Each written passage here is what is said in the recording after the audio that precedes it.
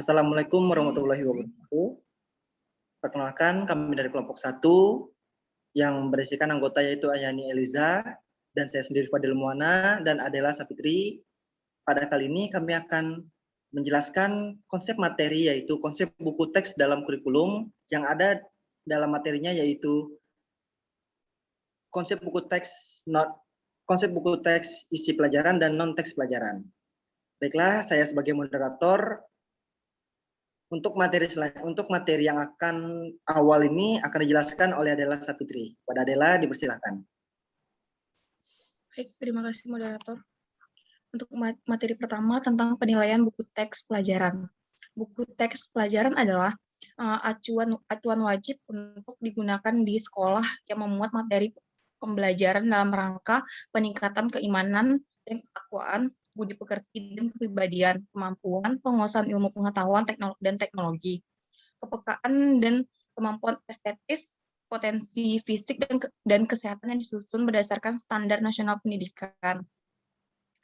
Buku teks pelajaran pada jenjang pendidikan dasar dan menengah dinilai kelayakan pakainya terlebih dahulu oleh Badan Standar Nasional Pendidikan atau BSNP sebelum digunakan oleh pendidik dan atau peserta didik sebagai sumber belajar di satuan pendidikan.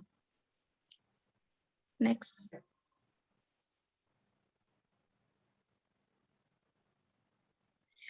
Buku teks non pelajaran. Buku non-teks pelajaran berbeda dengan buku teks pelajaran.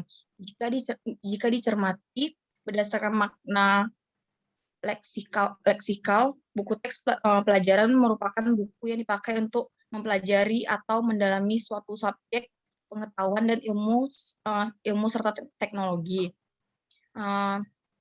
Oleh karena itu, berdasarkan ciri-ciri, buku teks pelajaran dapat diidentifikasi buku yang berkategori buku non-teks pelajaran, yaitu yang pertama, buku-buku yang dapat digunakan di sekolah, namun bukan merupakan buku pegangan pokok bagi peserta didik dalam mengikuti kegiatan pembelajaran. Yang kedua, buku non-teks pelajaran tidak menyajikan materi yang dilengkapi dengan instrumen evaluasi dalam bentuk tes atau ulangan.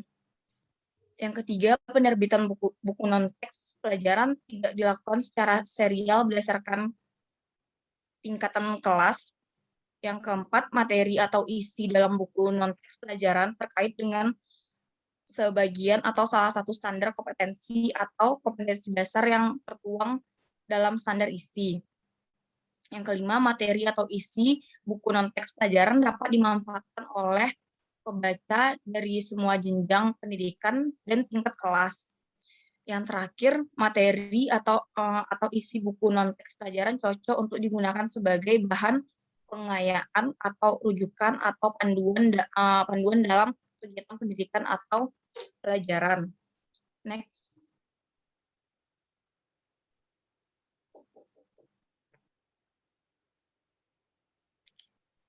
Kriteria mutu atau standar dan prosedur buku teks pelajaran dan non-pelajaran.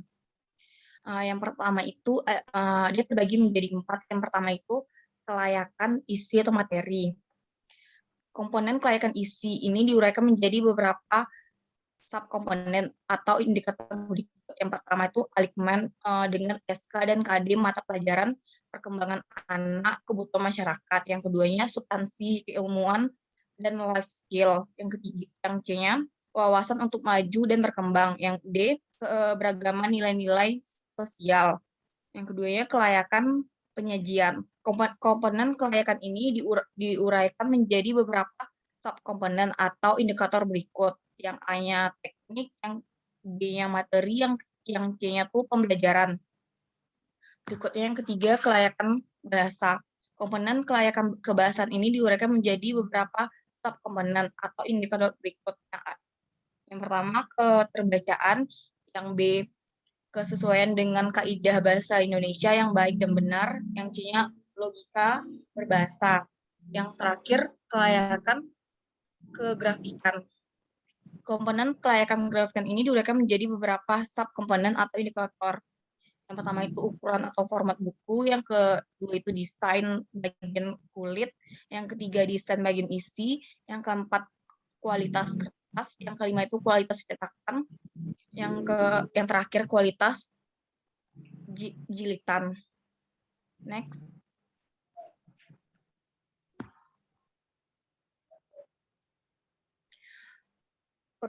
Prosedur penilaian buku teks non pelajaran.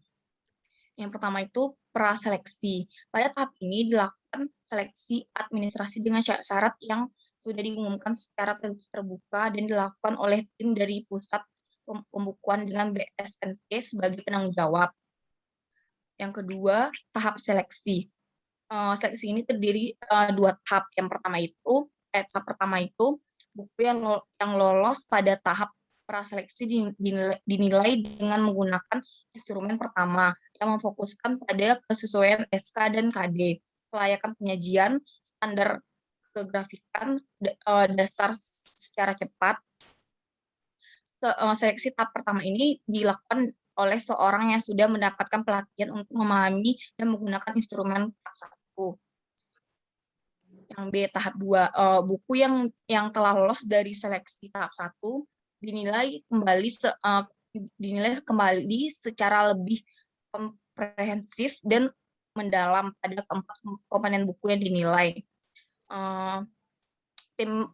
Tim penilai terdiri atas ahli bidang studi atau dari dosen universitas non kependidikan, ahli pembelajaran, guru mata pelajaran berpendidikan S1,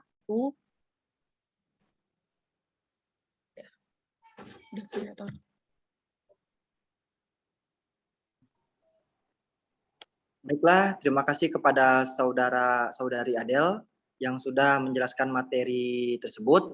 Selanjutnya materi akan dilanjutkan oleh saudari Yani. Kepada saudari Yani, kita persilahkan. Baiklah, perkenalkan saya Yani Elisa, NIM 19053228. Di sini saya akan melanjutkan materi tentang mekanisme penilaian buku teks pelajaran. Di dalam PPT kami telah menyajikan berupa gambar tentang mekanisme penilaian buku teks pelajaran. Dan dari sini teman-teman bisa melihat bagaimana mekanisme penilaian buku teks pelajaran itu. Selanjutnya, penilaian buku teks pelajaran akuntansi sekolah menengah kejuruan atau SMK. Dalam penilaian buku teks pelajaran, ada dua instrumen. Yang pertama adalah instrumen 1 yang komponennya berisi kelayanan isi, kelayanan penyaji. Dan instrumen kedua berisi kelayanan penyaji dan kelayanan bahasa. Komponen kelayanan isi. Ada beberapa komponen dari kelayanan isi. Yang pertama adalah kesesuaian materi dengan SK dan KD. Adapun submateri dari komponen kelayanan isi, yang pertama kelengkapan materi, yang kedua keluasan materi, yang ketiga kedalaman materi, yang keempat pengenalan etika dan karakter berbangsa, dan yang kelima cakupan jenis soal dan latihan. Di mana dalam kesesuaian materi dengan SK dan KD, tiap-tiap butir memiliki 4 skor, di mana skor 1 adalah skor terendah dan skor yang keempat adalah skor yang tertinggi. Yang kedua adalah keakuratan materi. Adapun subkomponen dari keakuratan materi, yang pertama keakuratan konsep dan definisi, yang kedua kesesuaian contoh, soal dan soal latihan, yang ketiga ketelitian soal, ketelitian contoh soal dan latihan, yang keempat kesesuaian gambar, diagram, dan ilustrasi, yang kelima keakuratan sumber gambar, diagram, dan ilustrasi, yang keenam keakuratan istilah, yang ketujuh kesesuaian pustaka, dan yang terakhir keakuratan acuan pustaka. Komponen yang ketiga yaitu kemuktakhiran materi, di mana subkomponennya terdiri dari 3. Yang pertama kesesuaian materi dengan perkembangan standar, dengan kesesuaian standar akuntansi, peraturan dan perundang-undangan yang masih berlaku. Yang kedua contoh soal dan kasus akuntansi di Indonesia. Yang ketiga kemuktakhiran pustaka. Di sini juga tiap-tiap butir terdiri dari 4 skor. Skor 1 adalah skor terendah dan skor 4 adalah skor tertinggi. Komponen yang keempat adalah mendorong keingintahuan, subkomponennya yaitu mendorong rasa ingin tahu.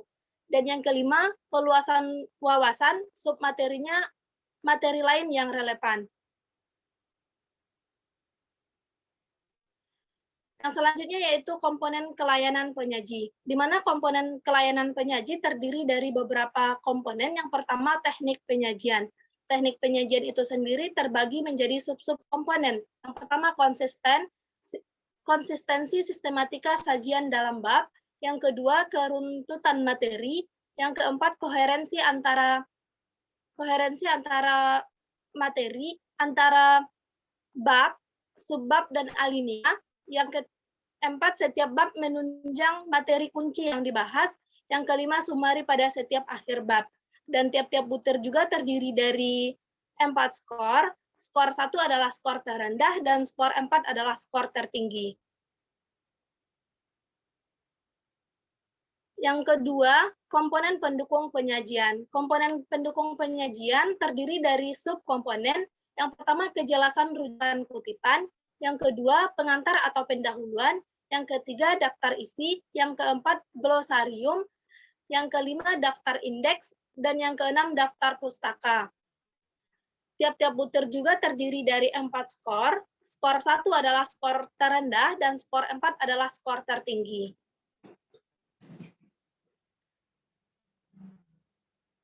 Komponen yang ketiga adalah penyajian pembelajaran. Subkomponennya terdiri dari keterlibatan peserta didik. Dan yang keempat, koherensi dan keruntutan alur pikir.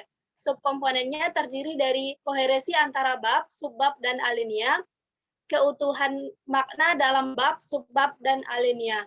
Tiap-tiap butir juga terdiri dari 4 skor. Skor 1 adalah skor terendah dan skor 4 adalah skor tertinggi.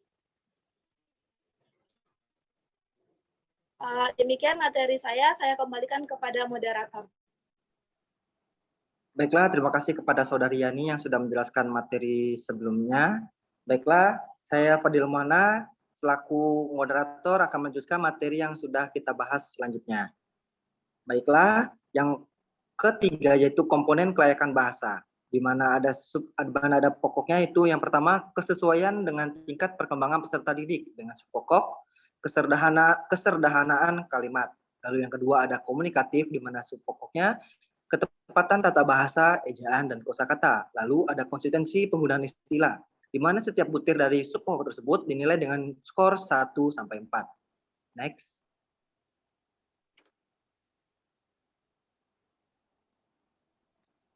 Lalu yang keempat adanya komponen kelayakan bahasa. Yang pertama yaitu, selanjutnya adalah penilaian aspek kegrafikan buku teks. Yang pertama adalah ukuran buku. Ada kesesuaian ukuran buku harus mengikuti standar ISO. Lalu harus juga menyesuaikan ukuran dengan materi isi buku. Yang kedua yaitu desain kulit buku, di mana ada subpokoknya tata letak kulit buku, tipografi cover buku, dan ilustrasi kulit buku.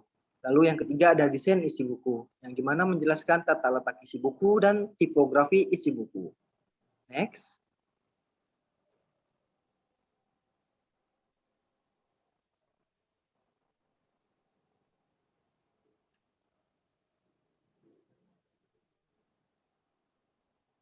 Baiklah, terima kasih banyak kepada teman-teman semua yang sudah menonton video ini.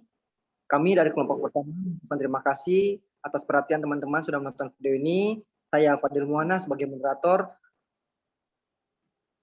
Wassalamualaikum warahmatullahi wabarakatuh.